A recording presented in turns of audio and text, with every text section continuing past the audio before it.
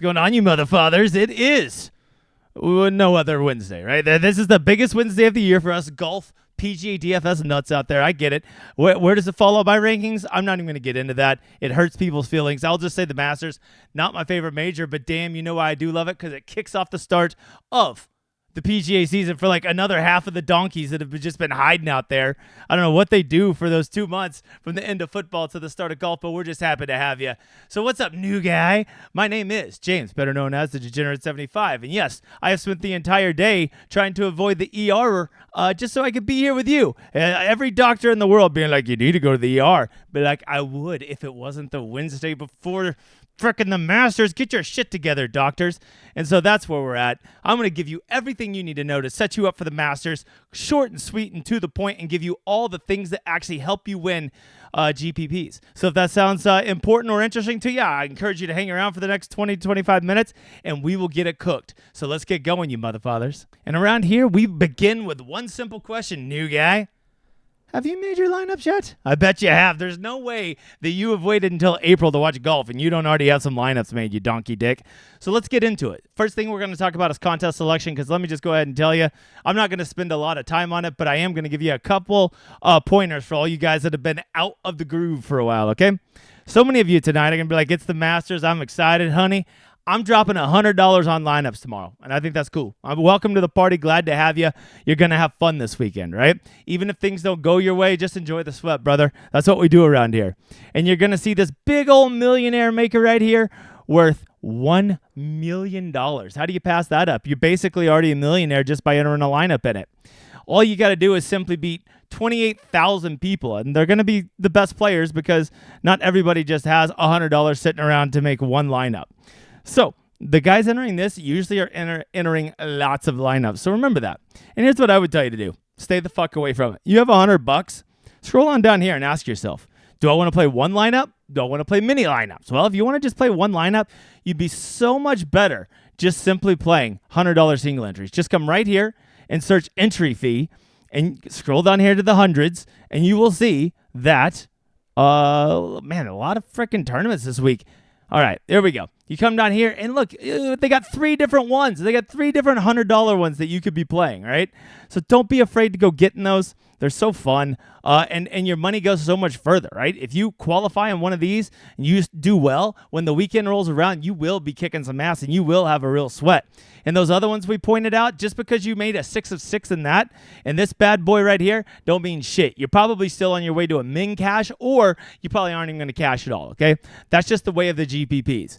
So as I will tell you once again, if you're going to play $100, do it smartly. And you're like, well, I want to play more than one lineup. Well, look at this. They got a $33 single entry, a $12 single entry. Check out this, an $11 18 entry, right? You can make your money go so much further, increase your sweat, have so much more fun with this if you would just learn contest selection, all right? There you go. Chance at redemption, new guy. What's the first thing we always check at PGA DFS? That's right, new guy. It's the weather. We'll give it to you. Impressed by the new group we got going on here tonight. Yeah, you always got to check the weather, see what's going on. Do not forget the Masters last year. If you had your guys out there late Friday afternoon, tell me how much fun you were having with old DraftKings. You weren't having much fun, were you? Because your guys were literally getting blown off the course, and I don't mean the good kind. Okay, you know what I mean? They were struggling out there. It was a struggle bus, and if you had a bunch of guys out there at that time, your lineups got obliterated. So I think you want to look at this stuff, and you want to take it serious, Bob. And I'm just looking here. I'm, of course, using the best projections out there for local forecast. That's okay, better known as okay. And it's telling us right up front that Thursday morning, it's going to be a little chilly, but it will warm up, and there is, some chances it showers overnight. So I actually think that Thursday looks relatively even. Yes, there's going to be some breezes in the afternoon, and the course could dry out. And if that happens, the morning will probably have the edge. But if those two play even, well, there you go. But what I'm more focused on is over here. Friday morning, as of right now, looks a little chilly and a little spicy. Okay, just like a good sloppy Joe. And I'm looking at it, and I'm thinking, I know Friday afternoon's supposed to be spicy. They've been saying that all week. And I'm still traumatized from what happened Friday afternoon last year. So here's what I'm seeing, right? If Friday's a wash, I just don't want my guys out there Friday afternoon. So I'm not going to go all in on this, you donkey dicks, but I am definitely going to be giving, as of right now, what these weather forecasts are showing, and they can change, and we'll be keeping everybody over at Ship It updated, don't you worry, is that Friday afternoon, you don't want your guys out there. You minimize it as much as possible. So if you don't want your guys out there Friday afternoon, well, that means that you got to pick Friday or Thursday afternoon, one of the two, right? And I think that you're going to want to really consider having your guys out there late Thursday, because if they're out there late Thursday, they're going to be out there earlier Friday. Okay, it's not a true you flip like a normal week, but it's pretty close. So just early projections, I would say AM PM over PM AM. But we got to watch that and make sure it doesn't change, because if Thursday morning's cold as a witch's tit and that wind starts blowing, that ain't very good scoring conditions either. And then we're going to get into this. How do we want it? Do we want to have two tough conditions, or do we want to have two mediums, right? So that's how I'm going to be balancing the weather. Those are the things I'm going to be looking at. Please don't use Wind Tracker. That's so slapdick. It doesn't even use up-to-the-date projections. Some of them are using European projections for America. Use HRRRRR. Every meteorologist out there will tell you it is the best for American projections, right?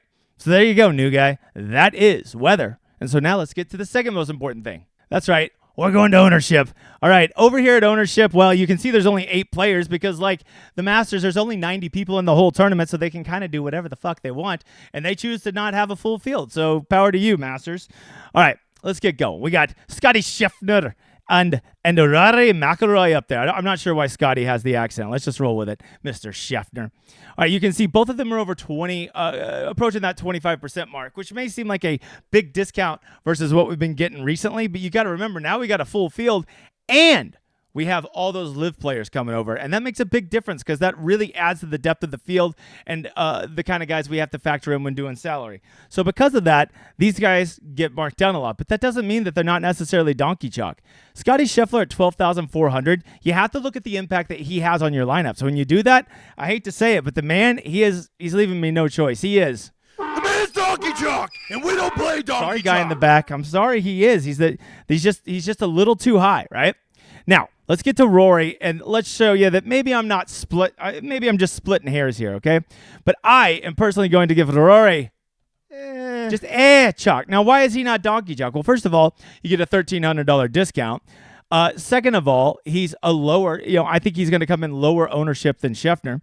And when you factor these things in, I think Rory is more, I don't love it. And he is right there on the cusp of donkey chalk. But to give him the benefit of the doubt, if he comes in at 19%, we won't be saying that, will we? However, when you get to Morikawa and Rahm, these two guys are on a little island by themselves.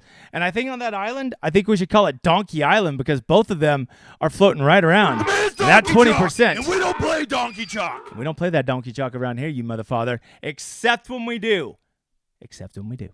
All right, moving on. Shane Lowry, everybody's favorite this week. I'm not sure what that's about. When you look at him compared to his peers, they're in that $8,000 range. He's getting highly owned, right?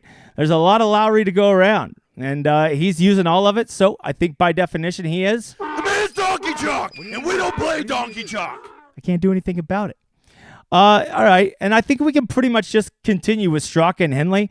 I mean, just look at these guys, 14 and 15% when there's literally nobody around them, even at 10%. These guys are the definition of. The man's donkey chalk, and we don't play donkey chalk. I don't make the rules, guys. I just put it on here and hit the button. That's all I do. Don't hold it against me.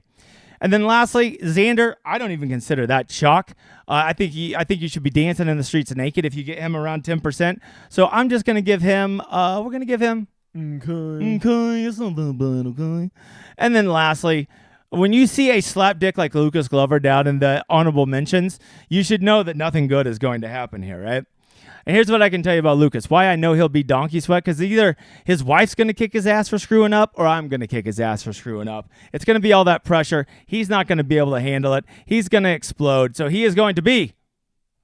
The man's donkey chalk, and we don't play donkey chalk. We don't play that donkey chalk, especially in the 6Ks. Especially in the 6Ks. All right, well, if people are moving up and down, they're going to see this. They're going to move up and down in the ownership. Well, that's called steam and moonwalk, and I think we are going to see a lot of it. So let's just get on top of it now. Who is going to be steaming up? Who's going to get that extra ownership tonight that we weren't expecting? And I think the first guy up is Scotty Scheffler. I think he's going to take it from Rory. I think you're going to see a good 8 to 10 point difference in their ownership. And that's why I said I think you could see Rory as low as in the teens, which would be crazy. So at the end of the night, Scotty Scheffler, you are steamed up. Number 2, old Bobby Mack. He is not showing up. He is not projecting super high in the ownership right now, but I've listened to enough content this week. I know enough of the narratives going around this week. That guy is for sure going to be steamed up. I just know old Bobby Mack, and that's how he rolls.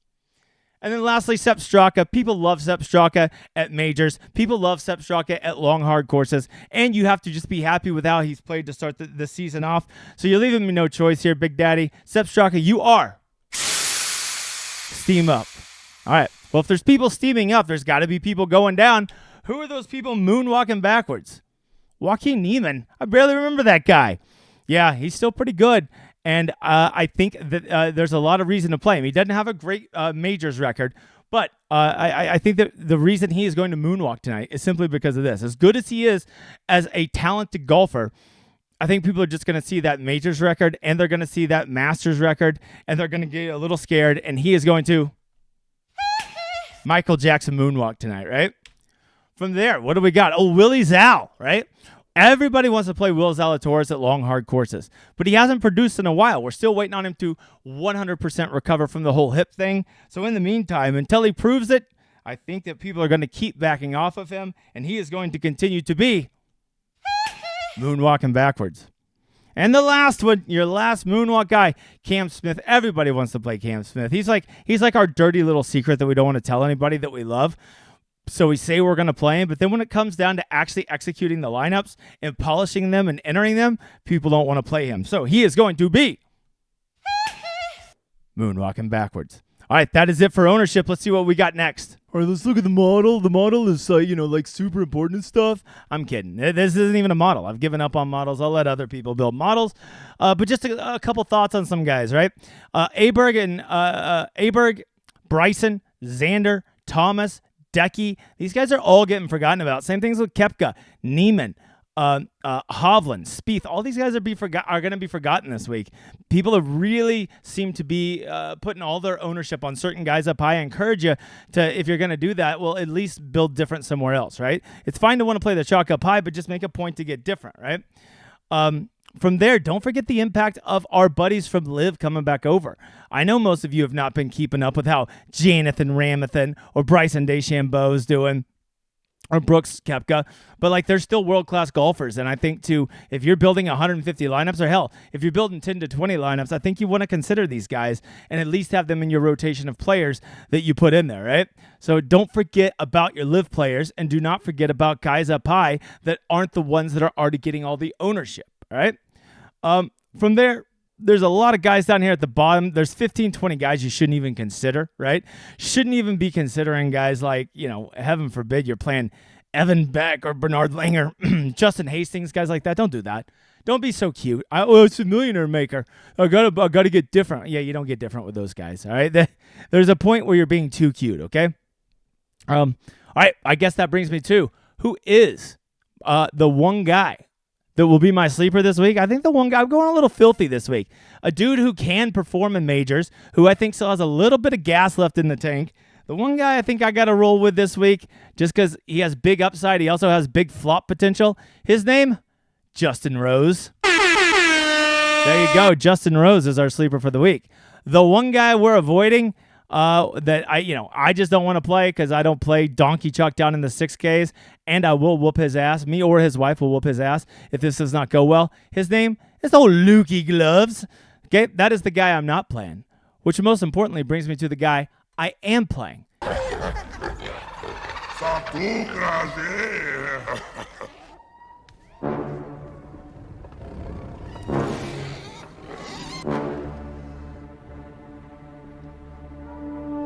Kurs Nummer.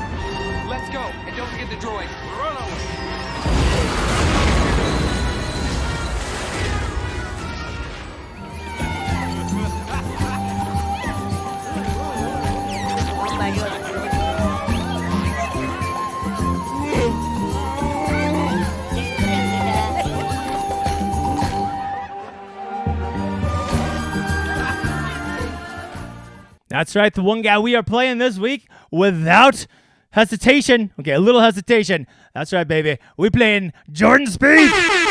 I believe he's back. Okay, and if he's going to be back, I want him on this course. There you go, you motherfathers. All right. Hey, have you checked out what's going on over at Ship It Nation? Check out all those 100,000, 50,000, 20,000, 20,000. Because when you build a great community and you give them great tools, stuff like this happens. We never guarantee winners, but we guarantee you we'll put you at the spot where you can win. It's the best thing we can do for you. Learn your own process, and you will have success with this. I promise. Sometimes success is just having fun. Sometimes it's winning 6K. All right. If you want to join, use my code DGen75. Let me move my big dome. There you go, DGen75. And as you can see, it gets you all of that. $75 off your first month, which is an absolutely incredible option. So you can go get the All Access and SaberSim, and it's going to cost you $24 for the first month. And if you're like, SaberSim, yeah. If you haven't heard, we're partnering with SaberSim now. Ship It Nation, SaberSim, we're one, and we get a special package, so you're going to definitely want to look into that, all right? Don't forget, we also have the best tool in all of PGA DFS called the Stone. We have Hoop and Tambo and all of our great PGA staff. You're going to want to be a part of it. All right, It is time for the drawing for all of you that liked and retweeted. This is to split a $100 lineup with me on to try to win the Million Maker. And here we go. Our winner is... Stop, motherfucker. OU812 Corky. There you go. Reach out to me on the Twitters, and I will hook you up. All right, guys. I think that does it for me. See, doctors, I told you I wouldn't die. I can still go to the ER tonight. Guys, never forget rule number 1. Never forget the point of all of this. It is to have fun, okay? Enjoy listening to content. Enjoy building your lineups. Enjoy watching these shows. Enjoy the entire process, but never forget it's all about building a community, having fun, and walking out of this saying, man, whether I won or lost, I had a great time that made it worth it. You do that long enough, you keep your attitude positive, that'll happen. And most of all, guys, do not take this stuff for granted. You never know how many of these you have left. This could very likely be my last Masters, so I'm going to go enjoy it. I encourage all of you to do the same. In the meantime, I hope you enjoy this outro.